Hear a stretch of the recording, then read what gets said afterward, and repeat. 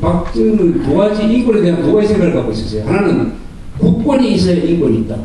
국가가 유지돼야 인권이 유지된다. 그 다음에 인권 중에서 제일 중요한 것은 배고픔을 해결하는 것이다. 사람은 배가 불러야 인간답게 살 수 있다는 생각을 딱 가지고 있었습니다. 김대중 씨의 인권과는 2000년 김정일이한테 약속했던 대로 일본인 납치범 신광수를 장기수라고 해가지고 일본으로 보내준 것이 아니라 북한으로 보내줬습니다. 이게 김대중 씨의 인권관이죠. 이것은 가짜 인권입니다. 가짜 인권. 그 다음에 박정희는 군사문화를 건설과 개방, 근대화로 연결시켜서 아주 생산적으로 이용하도록 했습니다. 군사문화를 소비적으로 이용을 하면은 맨날 쿠데타만 일으키고 군대가 부패하고 하는데 박 대통령은 집권하자마자 군사비를 늘리지 않고 그 군대에서 배운 걸 가지고 기업인을 지도하고 관료들을 코치를 하고 해가지고 든든한 관료 조직, 기업 조직을 만들어가지고 돈을 벌도록 하는 생산적으로, 건설적으로 활용한 사람입니다. 군사 문화를 아주 승화시켰습니다. 세 번째, 박정희야말로 진정한 여성해방운동가입니다. 요새 여성해방운동가들 중에서 이름이 긴 사람들이 있습니다. 남편 이름과 이렇게 섞어가지고 애들한테 이름 갖다 붙여가지고 이름이 내자 되는 사람도 있는데 그런 사람보다는 박정희는 진정한 여성해방운동가였습니다. 무슨 뜻이냐? 여성을 농촌에서 도시로, 집안에서 일투로, 그리고 새마을 지도자를 주로 여자로 만들 거 아닙니까? 새마을 지도자.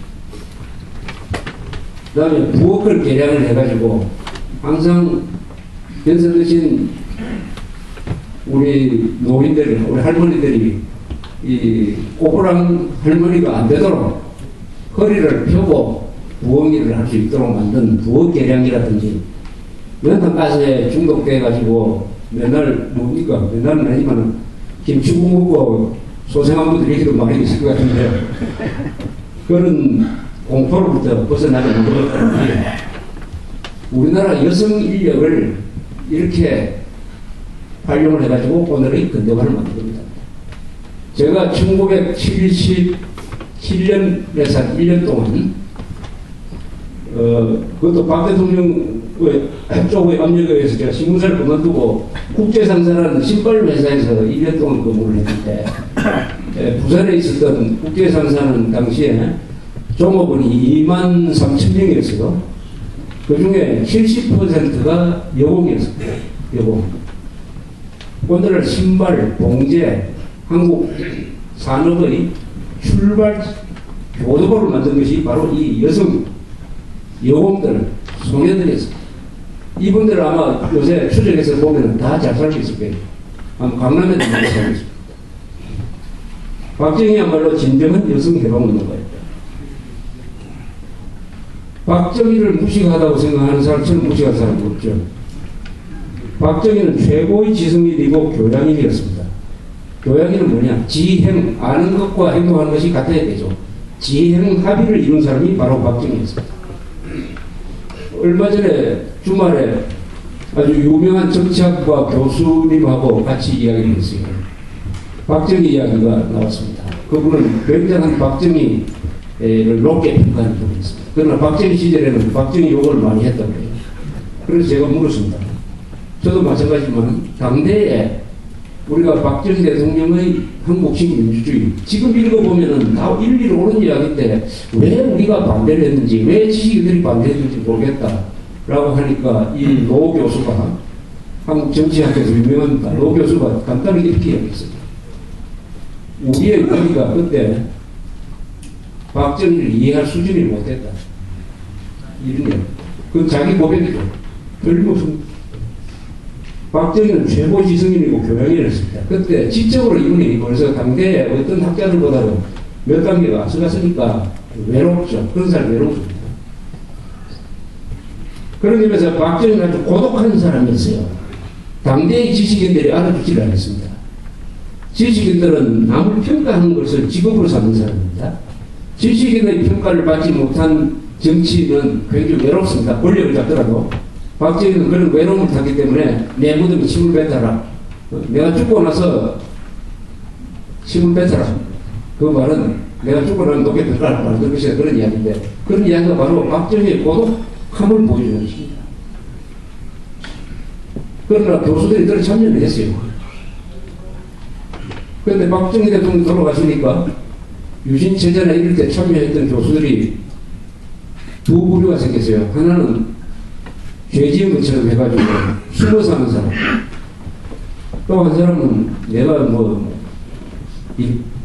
억지로 참여했지, 가고 싶어서 간다. 이런 식으로 변명을 해서.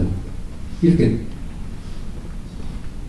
지금 박정희 대통령 시절에 지식인으로서 참여했던 사람이 당당하게 왜 내가 참여했느냐고 당당하게 이야기하는 사람은 제가 딱 한 사람 기억합니다. 서강대학교의 철학과에 김형효 교수라는 사람이에요. 김형효 교수. 이분이 11.6 사건 이후에도 당당하게 박정희를 비판했던 분입니다. 분으로 기억이 됩니다. 한병수 씨 같은 사람도 그런 분이죠. 한병수 씨는 참여를 했기 때문에. 그러나 김영효 씨는 참여를 안 했기 때문에 우리가 당당하게 박 대통령을 옹호를 했습니다.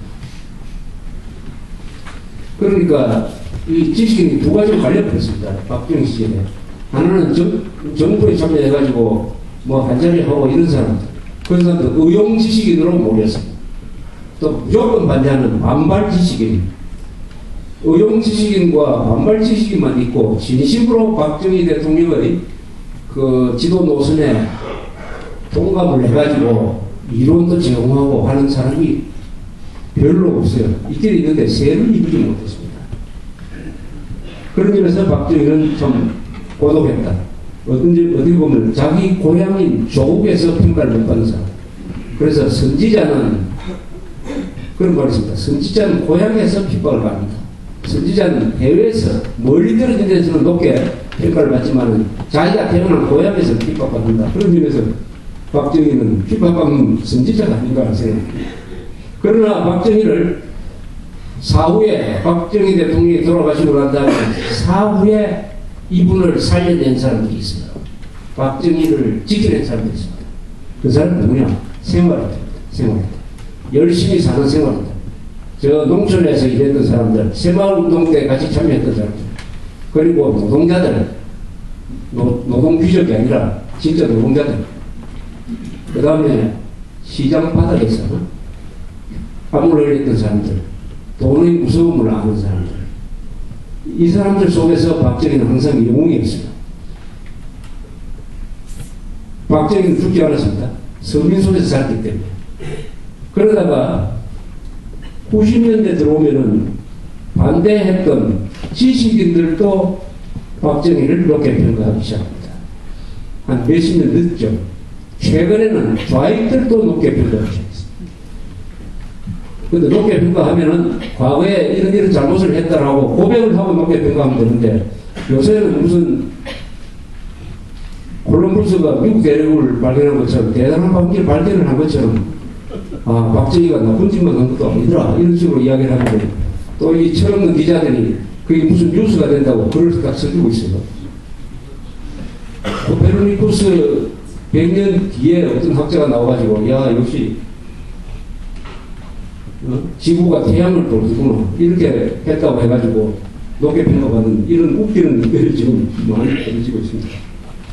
박정희는 항상 생활인으로서 우리 서민 속에서 살아 있었습니다. 학자들이 나중에 이렇게 그 평가를 따라왔습니다. 학자들이 국민들, 서민들 평가를 뒤에 한참 뒤에 따라왔습니다. 7번째, 박정희는 대전략가입니다. 대전략가는 뭐냐? 국가의 기로를 정하고 큰 것을 결정하는 사람이죠. 박정희라는 사람은 큰 부분에 대해서도 아주 잘하지만 아주 작은 부분에 대해서도 잘하는 사람입니다. 큰 것을 이루는 사람은 항상 소심한 사람이에요. 세심한 사람입니다. 작은 것을 놓치면 큰 것을 이루지 못하는 게 바로 못한다는 것을 저는 박정희 대통령의 그 사례에서 자주 인용을 합니다. 이분은 세심할 때는 굉장히 세심하고 클 때는 굉장히 큰 사람이에요. 또 청탁을 같이 들이마셨다. 뭐 이런 표현도 쓸 수 있는. 박정희의 대전략은 간단 명료했습니다. 원래 대전략은 복잡한 게 아닙니다.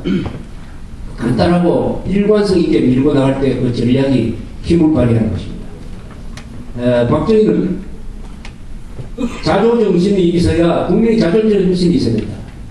스스로 뭘 하려고 해야지 남 도움 받으면 안 된다. 모든 출발점은 이 사람은 자조정신입니다. 자조정신을 어떻게 일깨울 거냐 하는 것을 자기의 정책에서도 반영을 시켰습니다. 그래서 새마을운동할 때도 그 마을에서 지도자를 만들어가지고 열심히 하는 마을에 도와주십니다. 열심히 하지 않는 마을에는 도와주지를 않았어요.